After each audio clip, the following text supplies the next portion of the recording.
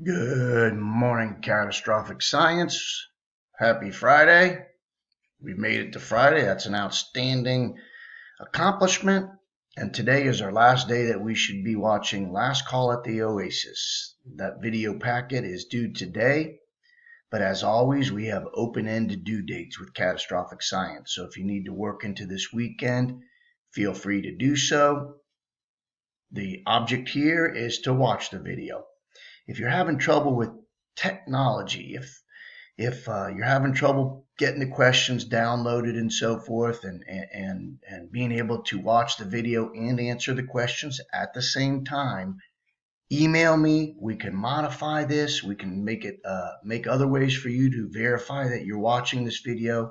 I don't want the reason for you to not watch it be the fact that you have to answer questions on it. My goal is to have you watch it. So just let me know if that's the issue. Some of you know that there's been other events going on in the world, events in addition to the coronavirus, COVID-19.